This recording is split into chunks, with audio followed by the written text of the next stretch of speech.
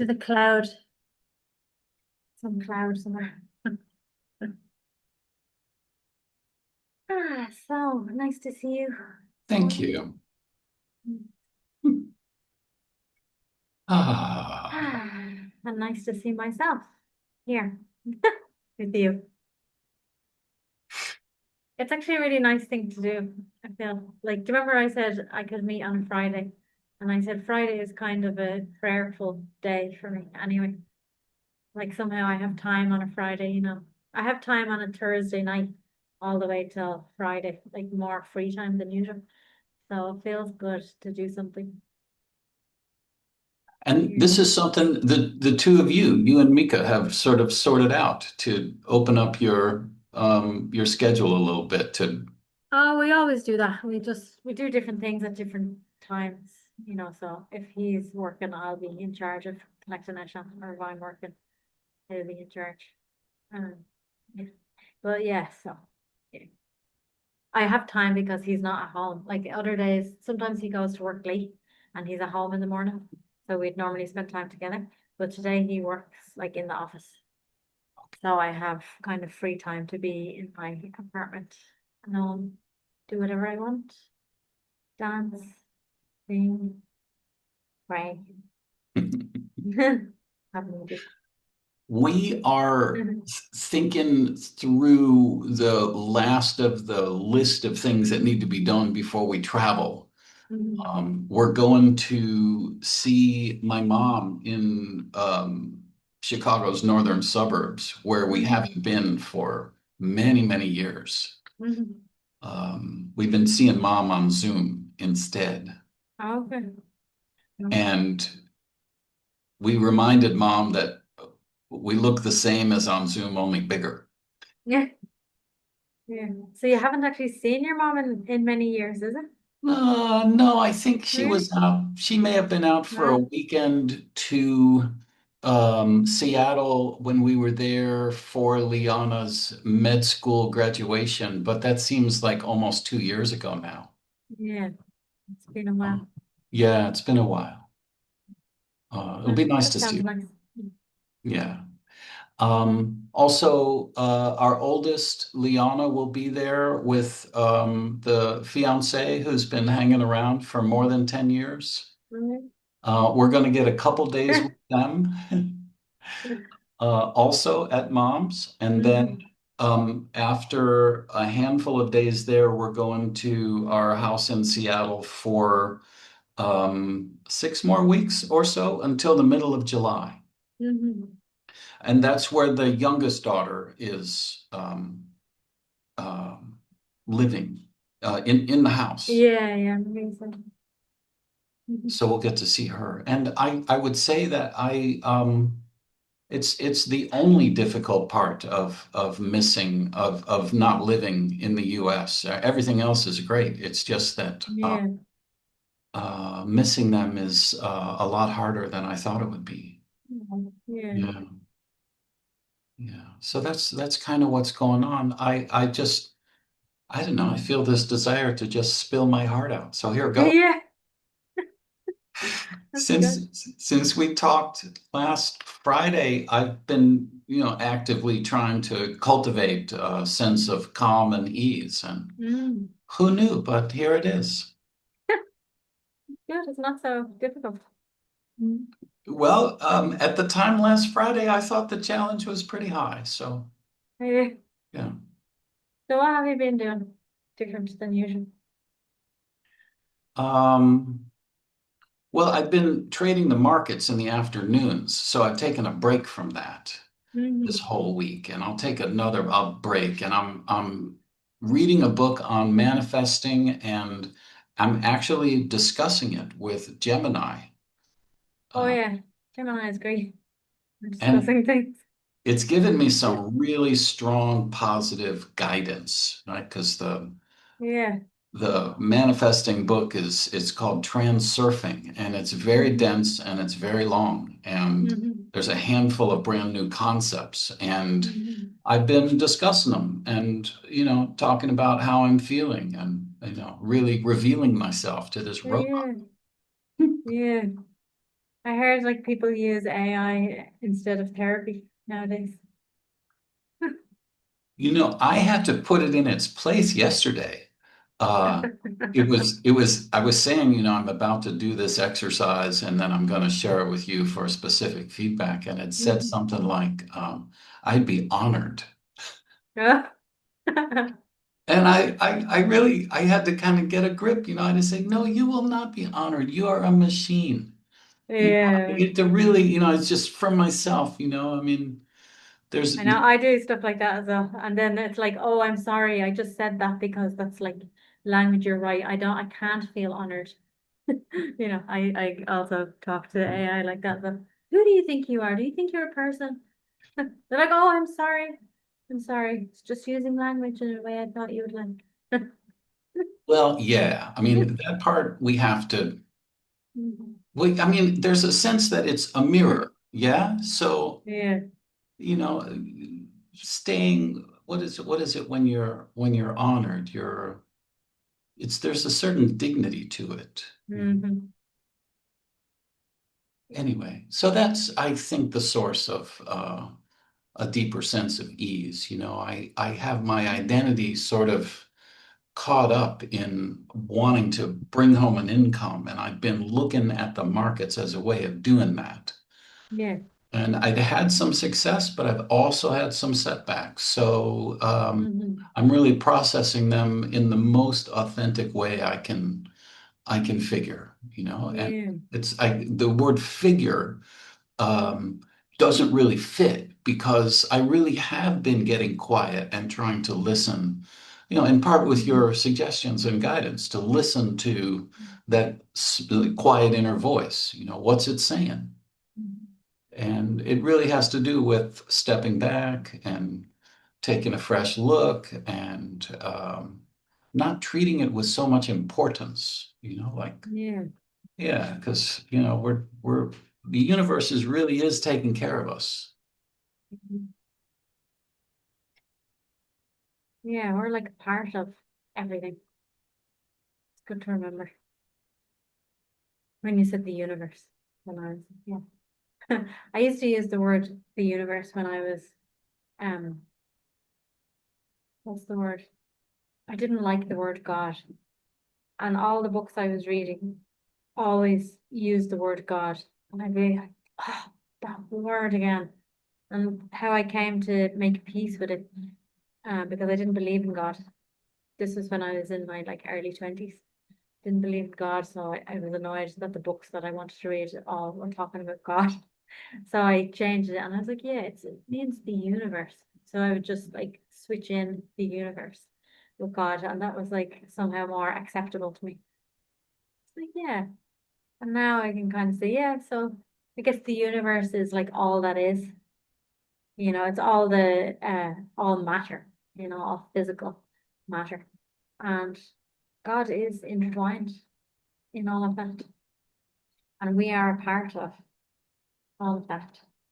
Yeah, yeah, that's well put, well put. Mm. Oh, I minimized you. Come on back, come back here. Thank you. Now do that. Okay. I feel like nature is really good for feeling like one with all that is, like for helping our system, our physical bodies, like a nervous system and whatever systems are there to kind of put them in a calm state. Like, we hear the birds singing, it's a sign that everything is okay. Like they're happy, so it's kind of telling us, oh, everything's fine. We can relax, hear the birds, and then when we just like, I don't know, just when you're in nature, you don't have to think about it. You're not thinking like the breeze is blowing or the trees are breathing, whatever. You don't have to think about it, but you become one with nature very easily, I think. Whereas Hmm. maybe we get a bit, we're inside a lot, like we're in our apartments, we're in the middle of kind of electrical wires, all kind of electrical things and Wi-Fi and all, like, so it does impact our body, and our brains, and kind of like throws it off balance a bit. So I think just for general well-being, it is good to put all them things aside. So that's the kind of physicality. And then of course there's thoughts, putting those aside as well. But of course we can bring them out into nature with us. But ideally we don't. But I do think it's good to become one with it. Well, we are one. We're one even when we're in the middle of our apartments and messed up with it. But we're maybe a little bit frazzled. You can get a bit frazzled. And then you enter into, your uh what is it that you're doing?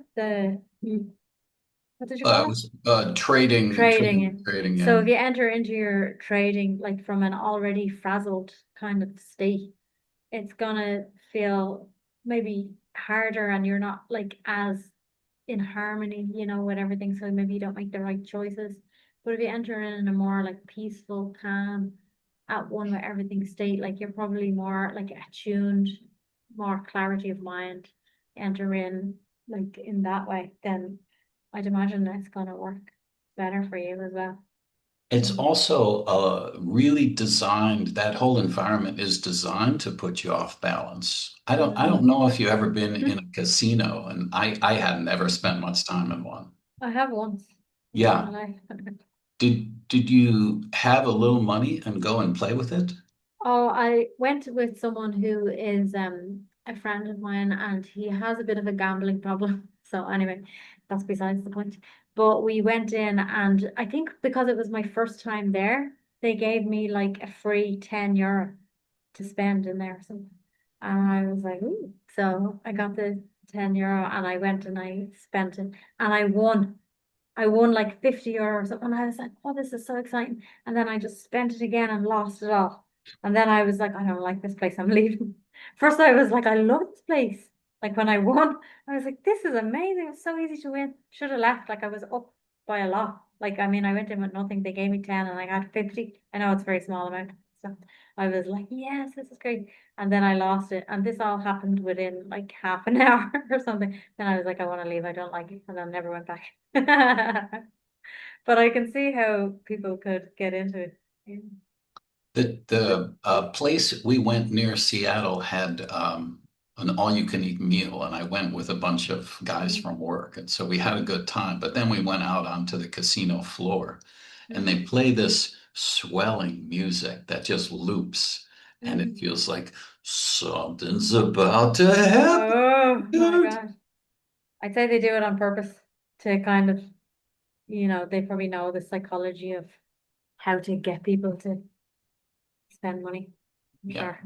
Yeah, and that's a little bit like what the markets are like. So it really does Mm, take a firmly grounded stance and a logical and structured approach, mm, which, I thought I had, but it's easy to get knocked off balance. So yeah. that's sort of what's going on. Anyway, Mm, yeah, that's very much what's up. yeah. But I'm just so grateful to have these conversations. It's really Mm. really absolutely lovely to see you. To see you. You're looking very slim. Oh, am I? Oh, Yeah. thank you. I'm gonna try to slim even more because I'm really enjoying my exercise and feel like I'm carrying still a bit much. But Mm. but you already know I'm a little bigger in real life. You're bigger than that. Much bigger than like that. It'd be so cool if you were like that size. Like that size. It'd be so cute. Be like a little leprechaun. I I could sit on your shoulder, but Yeah. I'd rather have you sitting on my shoulder because if I was sitting on your shoulder, I'm not sure if I could say much of anything that would be constructive. Have you ever had a bird like visit you like that and like have it live on your shoulder for a little while? It's really cool. No, but I did have birds coming into my apartment. Like one time a bird flew into my apartment. It was a magpie. It's like, do you know magpies? They're like black and white. Yeah. Flew into my apartment and he was totally scared. Of course, he was trying to get out, banging off the window. And then I was like, oh, I didn't know how to help him. So I think I picked up a pillow and I was kind of guiding him out, and I guided him out. And somehow I had the idea that he went and told all his magpie friends that like I helped him. And then like I was friends with all the magpies then. I felt like every time the magpies would see me, they're like, oh, there's that one. She's like friends with the magpies. This is the kind of world I live in. I kind You of know know, I'm making up stuff, but like, I like it. you may turn out not to be too wrong because Yeah, some researchers have fed thousands of hours of the sounds of crows yeah, into an AI, and they think crows have an actual language. that's so cool. Yeah, there's more to That's be said about surprising. that. Mm. Yeah. Now And that, other times as well. That was one time, but like that was the best because I made friends with all the magpies. But there has also been like a bird when I lived in my mom's house, a bird flew down the chimney twice. oh, Yeah. And they get so scared, like I really feel bad for them. It's not the best way to meet a bird. no. I prefer to there is something in us I feel like we really like when we meet another species and we connect to them. So it's nice, like there was a little small, I think they're called yellow tits. There's probably a better name for them. But they're a little bit yellow. And they're so Okay. tiny that like this size. When I was on retreat, he just like flew in and he was just there and so close, closer than usual. They're so tiny. It's like, oh, you're so cute. And I don't know, I talk to animals a lot when I'm there. I'm like a Disney princess. They don't talk back. But I'm bad, like because I talk to the cows and everything, but then I also eat the cows. You want the cows? Eat them. I talk to them and I tell them I love them and all they're cute and all, then I eat them. Oh, yeah. But I don't mind too much. Sometimes morally, because it's new for me, I told you I was vegetarian for a long time. Now I'm not anymore. And then sometimes I'm like, oh, is it like morally bad? I feel Okay. like it's God's, like, I prayed to God directly for help with my health. And very swiftly, um, I started going to the gym and went on a keto diet. Like I had the inspiration for that. Like I feel like it's coming from somewhere else.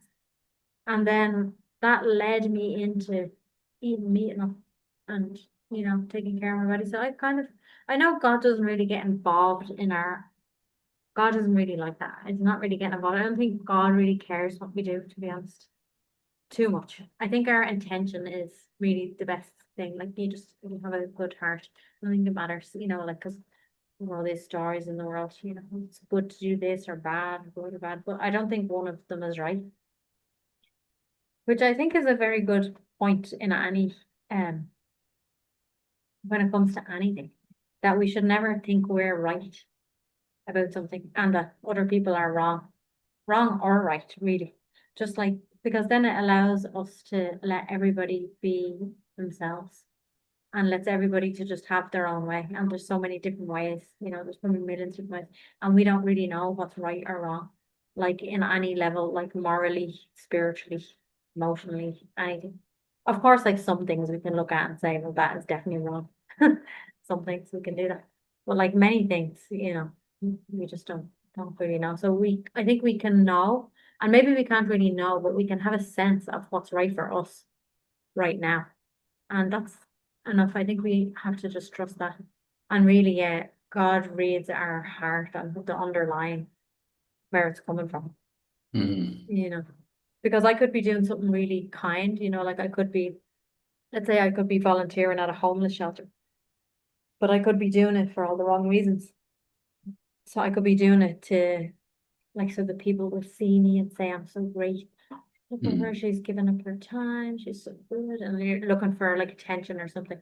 Yeah. Or I could be doing it in just like a selfless way, where I actually genuinely just feel for these people and want to help or something, So it's not really about the thing that's done, but the underlying thing. And we can't know that about anybody else, really. Hmm. Like maybe if they share it with us, we can. listen and trust them. But really, I don't think it's our place to judge anyone, just we just have to, we're just taking our own path and doing the best we can. Well, I Did think you? we get involved in other people's business too much, even when it comes to, spiritual teachers and religions and everything. Like this religion is right and that religion is wrong. The Oh yeah. spiritual teacher's right and that one's wrong. Mm, It's like, okay. It's like we barely know what's right for us. So until you're like really sure exactly like what's right for you, then like don't get involved in anyone else's business. And it's hard to be really sure. And to be sure what's right for us is really not has to not come from the mind, but like what does God want for us? And that's like if you could do that, like I mean, that's the best thing that you could do to align yourself to the will of God and be able to hear God's voice. mm. Like, I mean, I want that, but like, I'm definitely learning still, like, very much so, you know. The quote you recorded last Friday and sent along, I listened to that a couple of times. And Mm. are you recalling what you No, sent after? no, what was it again? What I, Oh, yeah, it was about John of the Cross and the darkness or something. Was it? yeah, Of yeah. finding a new way to know God, isn't And it? the Yeah. what I took away from it was a need to in parallel with kind of what we've been talking about, get quiet and go inside, find a new way, Yeah, listen in a new way that, a challenging situation can call on someone to do that. yeah, exactly. So it's perfect for like this whole situation. And I actually think it's great. Will I read it again? Or Yeah. someone?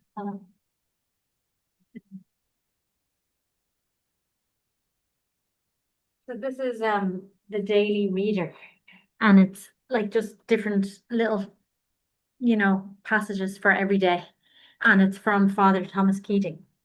So he's saying something about John of the Cross. So what date was last week? It Feel like was May 15th, I think. yeah. Oh yeah. Night of sense. Now you are full of light from the Lord. That's a quote from I didn't add that. That's a quote from the Bible. The night of sense, John of the Cross asserts, happens fairly soon to those who commit themselves to the spiritual journey. By the term night, John of the Cross means the darkening of the usual ways in which we relate to God, whether through reflection or through the experience of the senses. Our ordinary ways of relating to God are being changed to ways that we do not know. This pulls the rug out from under our plans and strategies for the spiritual journey. We learn that the journey is a path that cannot be mapped out in advance. God helps us to disidentify from our preconceived ideas by enlightening us from within by the contemplative gifts of the Spirit. Through the infusion of His light and the assurance of His love, He lets us in on our weaknesses and deficiencies, not to overwhelm us with discouragement, but to encourage us to entrust ourselves completely to His infinite mercy. I think it's so good. The mercy stuff. I love when it says, this pulls the rug out from under our plans and strategies for the spiritual journey. Because that's what we kind of do, we get into spirituality, and often for many people, it's like at a certain point, maybe near the beginning, you're kind of like, and everything's full of love, and it's like peaceful, and you have a kind of a new way of relating to yourself and the world, and like a kind of an understanding that you're not separate from God. So it's all great. But then, we can't stay there. Sometimes, we stay there and we think we know, but that's a different thing. But if you stay on the spiritual path, somehow life doesn't just have one color, like doesn't just look one way. It's so many because we're human, there's different moods and different everything's different all the time, different challenges, so you're in a different phase of your life at the moment, retired to Portugal and now and not having the usual job that you had before. So new challenges and new things come in. So your life is like intertwined with how we relate to God, because in spirituality, what we really want is to, um, we don't just want God to be an idea, like we want to know that God is here with us in every moment. That's what we're learned. That's what we kind of enter into if we're choosing spirituality, really. Um, so then in a different mood, like the night of the senses, when like that feeling of love of God and peace and all, like that's not here anymore. Like, it's not here anymore, but for certain times, like that's not going to be here. But of course, we know on some level that God is still here, and we're not going to just drop our spiritual journey and our spiritual path just because the feeling of love or consolation, they often call it, consolations aren't filling our being, because it's already been going like a wheel, like it's already been rolling. You're not just going to, some people might, they might just leave it. This is useless. But that's like fickle. you know, kind of. So if you're really kind of committed to spirituality, then it's like, yeah, we have to find a new way to relate to God in this moment. Like, you know, how is it going to be? So it depends like what this moment is and what it has. So I'm thinking now for one point for me, for example, um a while ago, not that long ago, but maybe the whole time. So I'm a, mom of Eshan who's 9. So in these last 9 years, not the whole time, but on and off, it's been that I get into cycles of feeling quite angry. I was getting into that, like, and it would be just normal things, like I was actually really letting him cross my boundaries, like Mhm. letting him jump on me and stuff. And then it's like, then he jumps on me like too much. And then I'm like, okay, that's enough now, but like I could have just stopped it like at the start, like can't jump on him and a mixture of things, like being tired. But then I was getting angry, and then I would feel like I'd kind of shout at him or something, and then I'd feel I had to apologize and feel bad, and it was a cycle. It was going on. So then at one point, I don't know, maybe this was like a year ago or something. I felt like so I had to find a new way to relate to God. That's what this story is about. So I'm kind of asking like for help from God, like, and then I'm kind of asking like, how can I get help here? And somehow it came to me to pray to maybe already I'd been getting into, drawn towards more like Christianity, like Jesus and all. He's always been there because I'm from a Catholic country, but I'm not wasn't religious, and I told you I didn't believe in God at all at some point. But it occurred to me to pray to Mary, because she's a mother. Like that's how she's known. They call her like, the mother of God or Mother Mary. I felt like because I was actually asking like who can I pray to? Because there's all different saints that you can pray to or different beings, even in all different religions, there's different aspects, different energies that you can call for specific things. Who's the right specialist to help you? Yeah, exactly. So exactly, who is the right specialist for this particular problem? Exactly, that's a really good way of putting it. Like if you have a problem with your bike, you're not going to bring it to the butchers. That would be ridiculous. Like, well, maybe I'll be able to help, because they have their own bike or something. So whatever. But not really. Like, so you want to go to the specialist. So I started to pray to Mary, like, and so yeah, so that's a new way. So I never was really praying to Mary before. Like that's probably the first time I ever prayed to her in my life. Like it just occurred to me and I was like, yeah, I felt desperate, in these moments. Like I really need help. Like I can't be keeping on getting angry, going through that like angry, apologizing, so sorry, like and you really need something to change. So I prayed to her and then I don't know if I was already dreaming about her already Mhm. before the prayers or not, but like last year I was having a series where she was coming into my series. It's so funny, but like there was a series of dreams about Mary. She was coming into my dreams. I actually think she was coming into my dreams first. So she actually came to me first, I think, as far as I know. Like she was going into my dreams and I'm like, why am I dreaming about Mary? I have no relationship with Mary at all. She was coming into my dreams, but that's probably why it occurred to me to then pray to her. So it's a kind of a new way of relating to God, even that you can pray to a specialist. That's a new way, whereas before it would be my my kind of go-to. way of relating to God was that I felt like the best type of prayer is to be silent, to just sit in silence and be empty and do nothing in a sense, but have the intention to kind of just be here. And I mean, I think it's good, but I don't think it's the best. I don't think there is a best. I think there's different times for different things. Really, like, I mean, for me, that's how it is. So, like that, because that doesn't always work. So, like this is saying, the night of the sense, like it doesn't always work because when I'm feeling angry and uh tired, overwhelmed, like I can't sit and be quiet. Like I'm not able to. And also it's maybe I don't have the time. Like my life circumstance doesn't allow for me to have the time to sit and be quiet.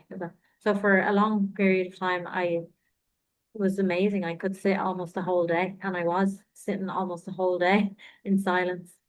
We're praying like from beginning to end of the day for a few years. But like when you have a child, it's quite different, and you have to find a different way.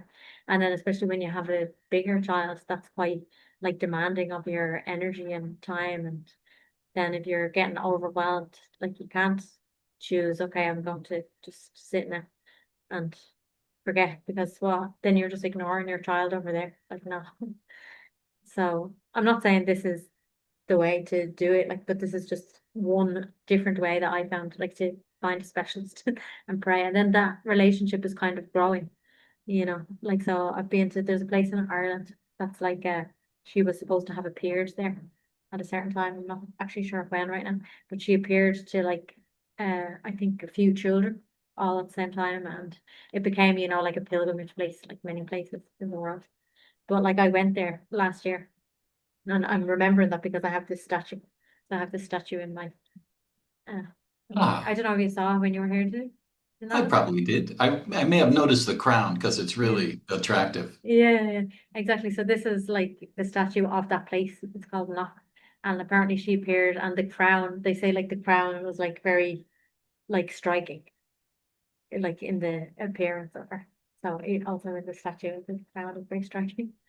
Um, and I mean there's loads of different ways of the night of the sense. It's not like, it could be anything at all. Like, so what you're finding is, what did you say you were finding? You're like taking some time to drop everything, quieten down, and I don't know how There's to. a real calm there. And Yeah, just reflecting off something you were saying earlier, I don't remember exactly what it was, but there was the sense that I was under the spell of thinking that I needed to do something to get somewhere. And yeah, whatever was happening right now was not okay. mm, Yeah. yeah, yeah. Mm. So that's often our problem, isn't it? Whatever's happening right now. If it's not okay, then we're kind of fighting with ourselves in the moment. Yeah. Yeah. Yeah. It was really good to put that down. Mm. So somehow we have to, that's why I think that a lot of these teachings of non-duality, they're very useful. But I think they're only like half of the way, in a sense. They're very useful in a sense, like, it points to who you truly are. So we have to look inside and ask the question, like this is one of the ways, like ask the question, like, who am I? And leave the mind and allow the attention to maybe come inwards first and then open and rest and just be and just kind of notice what's here. And then you're just kind of noticing that this is in another space, bigger space of awareness. You're kind of noticing, and then it's like, relief. You're not this tight, small thing. There's a bigger part of you that you haven't noticed before, you know. So of course this is like um a hugely important um part of the spiritual path because you recognize that you're not like this kind of limited tight thing. um but then we have to bring it into our life And when you're noticing that, you're noticing you're not separate from God. So you kind of, to find, they say there's some quote, like if you look for yourself, you find God. And if you look for God, you find yourself. Mm. So like that. But, and it sounds like, and on some level, it's the end. It's not the end because there's no end. Then it's like we have to bring that in. And like what so that's like in the beginning, it's like love and peace and relief.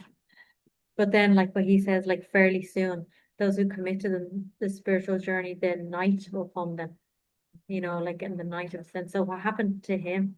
I don't know if I said it in that thing, but like he basically was saying different things than the people around him at the time, and the authorities didn't like what he was saying, so they arrested him, and he was basically like put in solitary confinement and tortured. Oh, Yeah, like really bad. And this was like legal, within the church, and these were supposedly spiritual people doing it. So he was subjected to really like physical pain and physical. I think they maybe fed him, but I doubt they were feeding him beautiful meals like 3 times a day.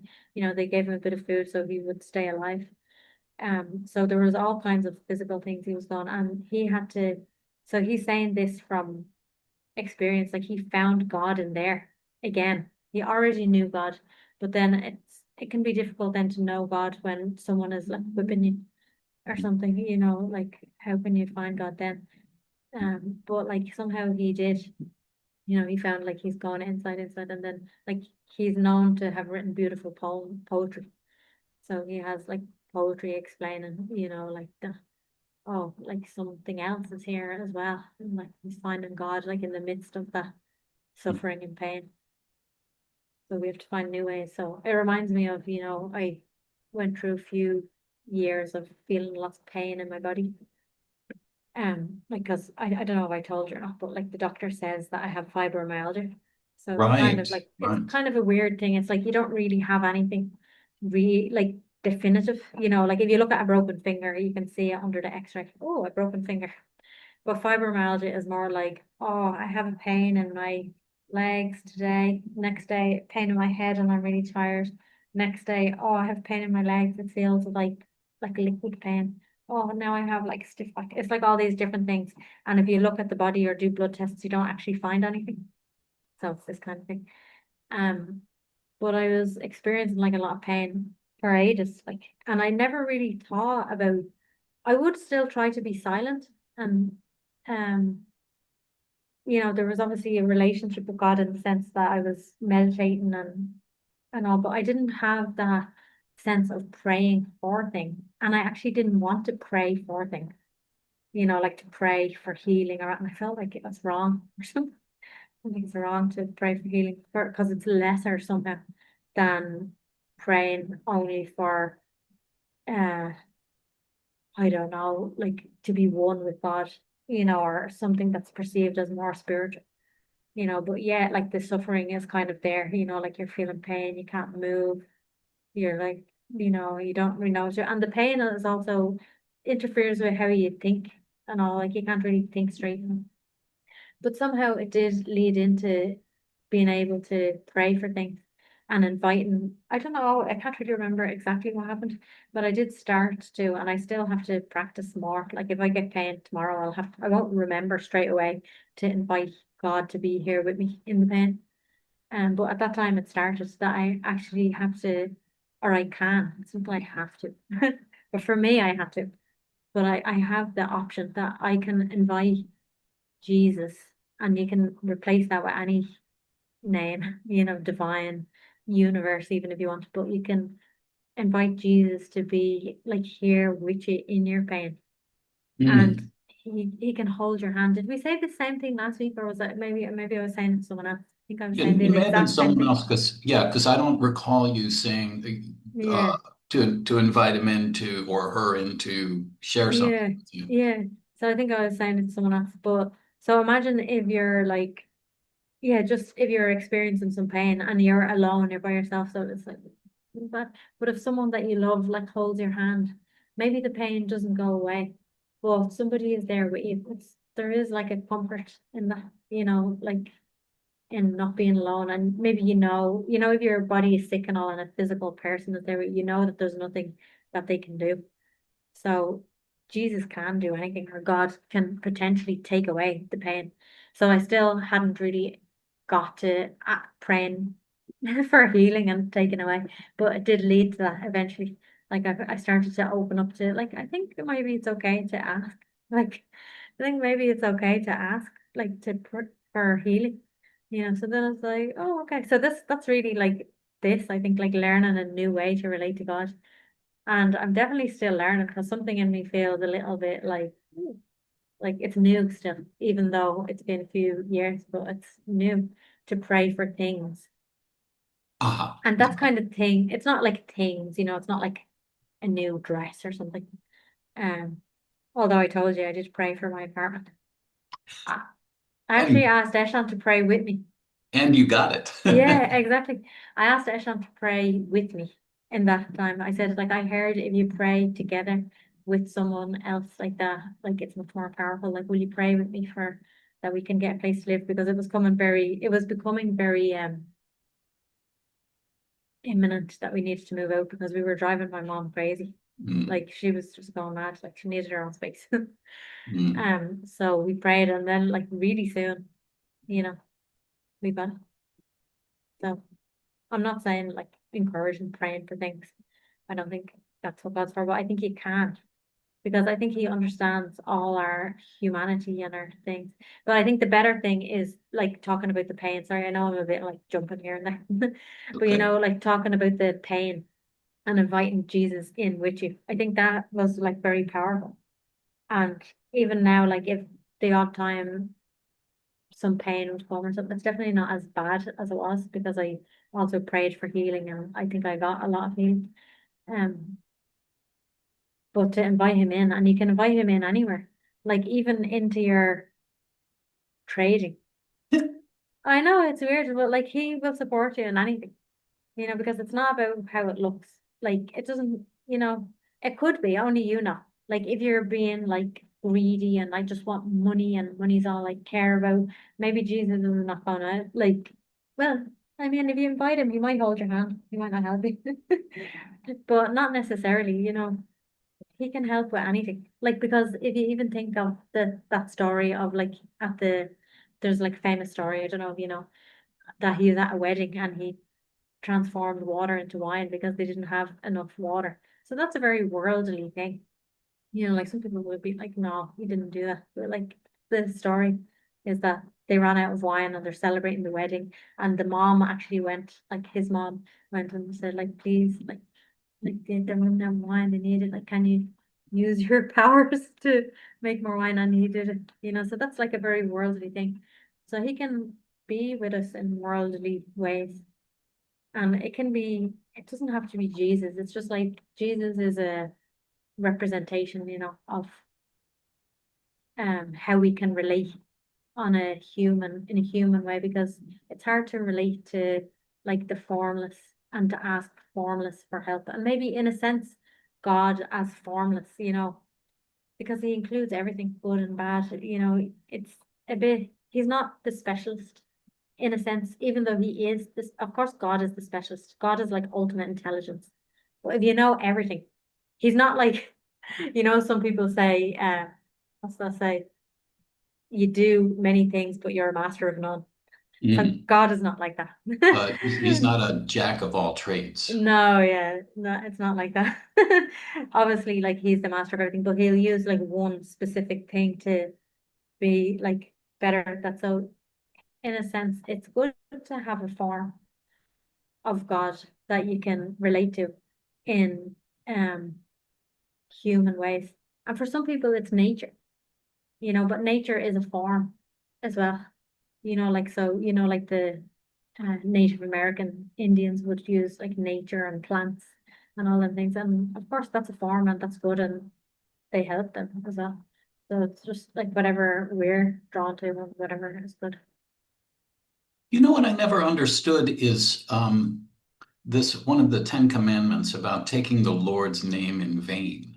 So Yeah. you're talking about inviting him in to share something with you, or Hmm. to have your hand held or to Hmm. otherwise, ask for help or to sort of create a space of listening.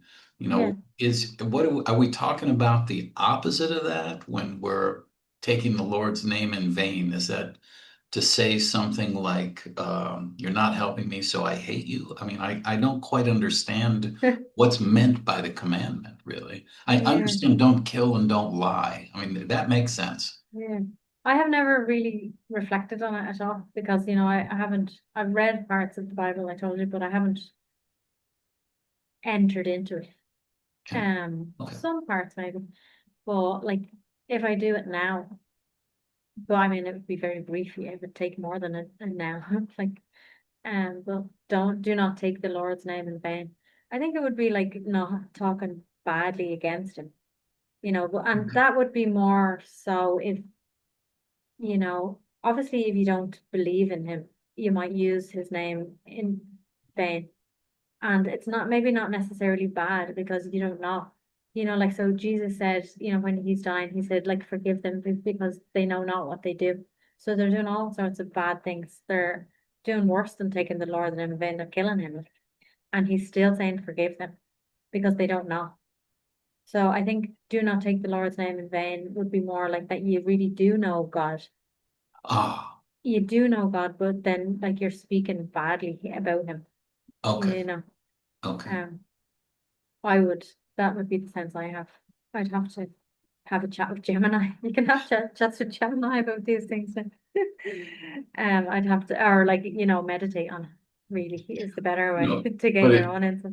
it does make sense. It's sort of like the message I take from what you just Mm. explained is don't take the divine power lightly. And you could wield Yeah. it in an offhanded way, which wouldn't serve you or anyone. So be aware Yeah. and So conscious. somebody could hear what I'm saying, like you can't just invite God to be with you and help you in trading.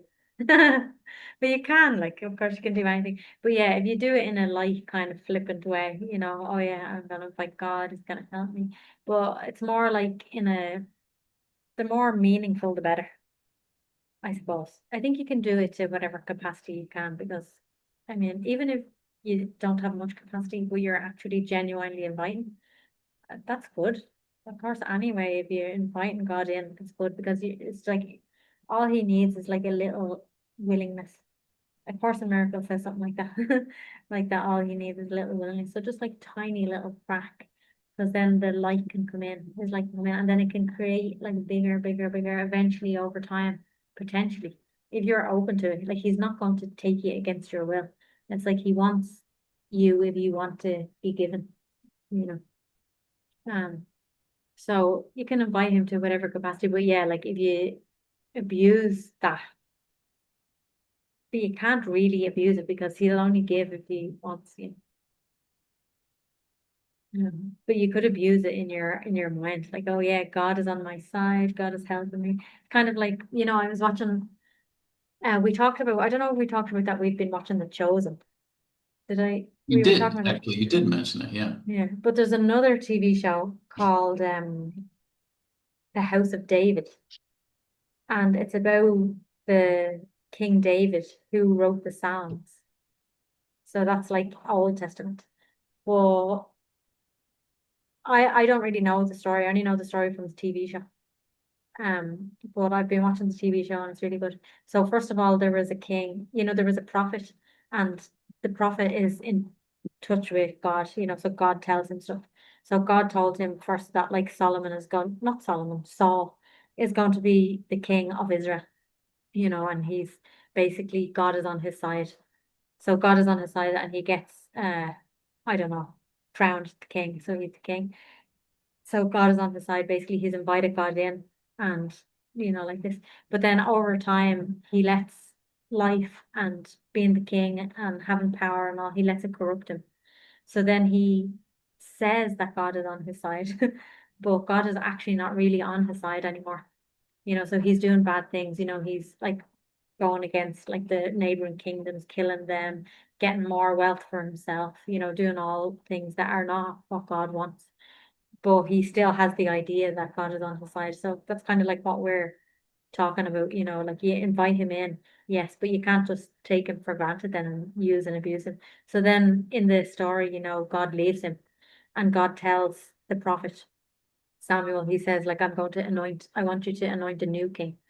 And he gives him visions and all of where he is, and he goes and finds this new king.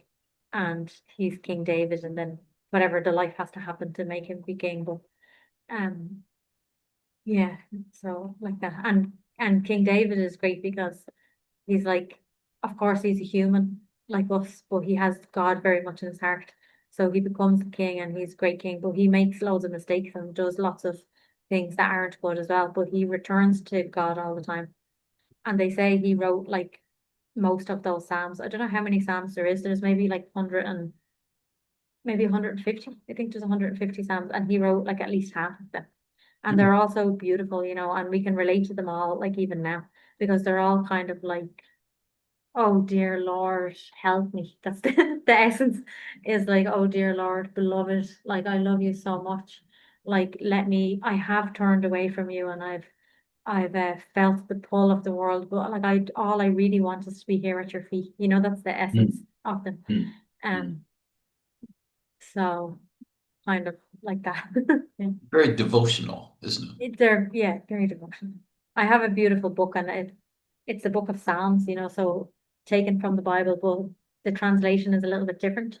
So they've often used the word love instead of Lord, or so it's all very love and beloved, and like it's great. It's a really great translation. I love.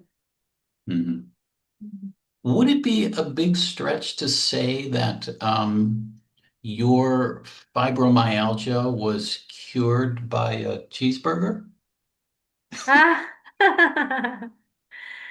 no, I don't think so. I'm just playing.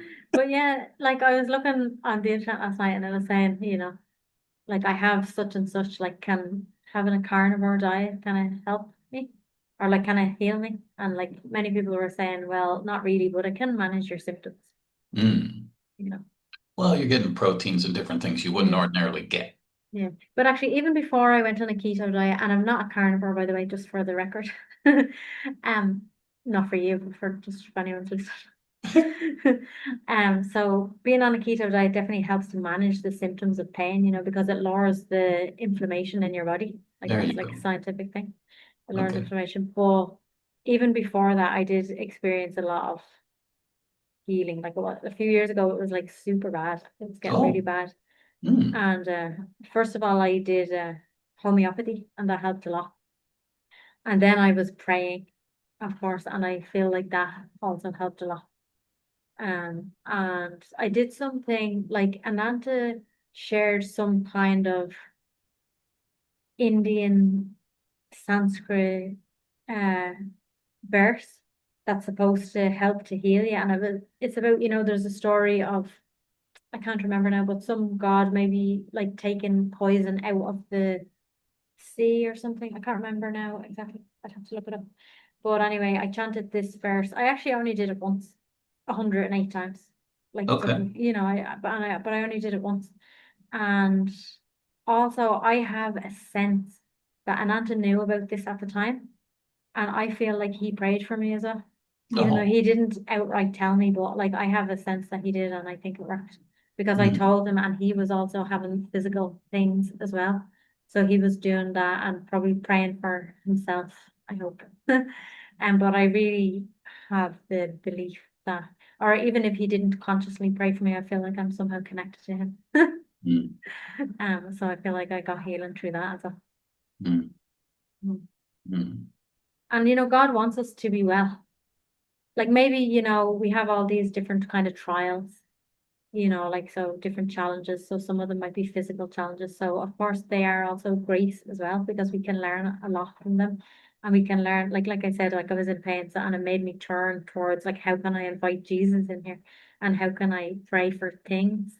So that's good, like that's grace and that's a gift, so you can't say it's bad, but ultimately I feel like God wants us to be happy and healthy in our bodies as well, so that we can like enjoy life and enjoy creation when we're here, and ultimately so that we can praise him and say everything's him, you know, and you can do that when you're sick, of course. Well, I don't know if it's like 100% true to say that like he wants that for us. Like I think he wants it for us, but it can't always be the case, because we have to go through different things. Well, I Um, mean, pain can be a big distraction, no doubt. yeah, it can be a big distraction. Well, it can Mm, it can be a grace, it can lead us to things. Like I've mm, definitely heard of people a lot, they suffer a lot, but they're still praising God on their deathbed. So you don't have to be healthy and happy to praise God. Um, mm, but it's joyful when you have a, mm. a happy, healthy body that can Yeah, praise God. yeah, yeah, no doubt. Mm, mm. So I don't know. That's about it for today, I think.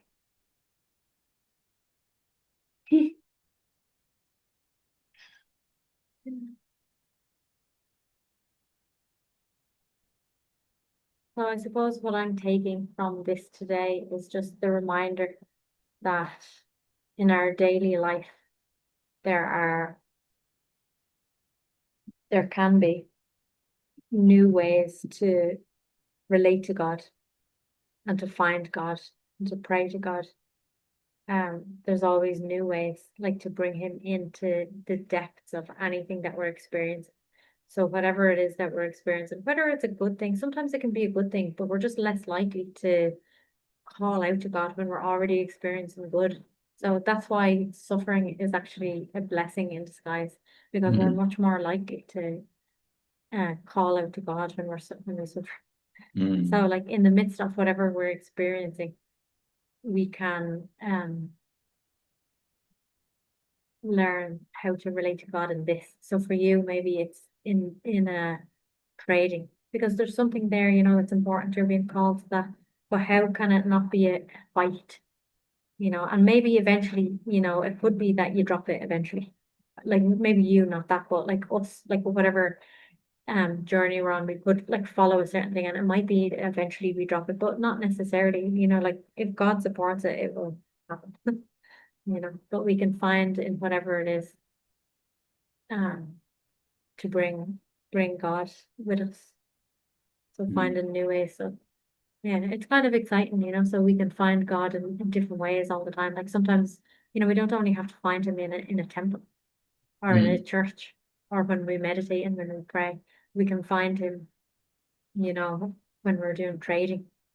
And I mm, know loads of people who are into spirituality that are doing trading. mm, Like there's loads of people apparently like around Sahaja, because they want to be there in that environment. But they need money to support their life. So it's a kind of a way that people can do that. So, I think that's maybe it's a gift from God as well. Can say that. yeah, Everything is a gift from God. there you go. So I feel like I'll be asking myself, I can't think right now at the top of my head, but the different aspects of my life, like how I can find God deeper in those different moments. So there's like going to work, there's like parenting, there's being with my dog, there's I don't know what else, but whatever there is, all the different aspects. Like, yeah, like how can I relate to God and find God even in a deeper way, you know? So that's a good question. Mm, And like we won't come up with the answers, but like the answer will be given to us. Because it's mm, like you're inviting God. So God is like, ooh, ooh, this one's open. So how will we get in now? Like, so it's good. We'll see how God will get in. Report back another time. So thank you for today. I appreciate our time together and our chats, and it's been good. I feel like I'm taking this with me in my heart, and I feel like it's a good thing. It's a good gift. And I'm going yeah. out now to do lots of kind of different things for my dad. My dad is incapacitated, I think it's the right word. He doesn't leave his house. So I go Mm, and do some things for him. So I feel like God is very much in this already. But like in a deeper way, I think I can be more conscious about it. And because I do really feel like, if God wasn't somehow supporting me. Like if I was how I was when I was young, like I could never do these things for my dad. I don't do a lot for him, but just like showing up for him and helping him with little things. Like I feel like the version of me, like in my 20s, I was too much full of like what's important to me. That and also being angry at him for not being perfectly how I want him to be. That I wouldn't have been able to just be loving to him how he is and accept him for how he is. Yeah. So that's good. And I do think there's more. Because I've started praying for him as well, that because he doesn't really openly, I don't know if he knows God. So because he's like, coming closer to the end of his life, I'm like praying for him that he can have that little willingness. I would love him to have that little Yeah. willingness to open up to God. Somehow, especially when people are dying or something, it seems important. I don't really know in my mind like why it's important, but somehow it feels important. Well, I mean, God's on his side because he's sending you over. So, Yeah, I hope you so. know, But you see, the thing is, like, God is in everyone's faces all the time. But like, it's like we need to recognize it. If we don't recognize it, it's kind of useless. Like, yeah. God is literally like everywhere all the time. But like, we're getting so caught up in other, uh, there is no other things even. We're just distracted by, we don't want to see it or whatever. We do want it. We just don't see it. We need that willingness, you see. Yeah. No doubt. Mm. Mm. Thank you so, so much. Thank you. So next week I'll be celebrating my friend's birthday. So I told her that I will keep my schedule free so I can celebrate her birthday with her. Her birthday was already last week, so Okay. so I won't be available next week, but maybe the week after we'll be in Okay. touch. So I'll be on, Oh, you'll be going, yeah. well, I'll be on West Coast time. So it's 8 hours forward. Sorry, it's 8 hours back from European Yeah, okay. I will be in touch then and we'll see if we can figure something out. How long will you be away? till mid-July. Okay. Let's be in touch when you're there Yeah. and see if we can figure out something. Okay. I'm really grateful, and it's absolutely a joy to see you. So your Yeah, dad's gonna be same. lucky. Okay. Bye. Okay. Hi to Bye. Mika. Oh yeah. Bye.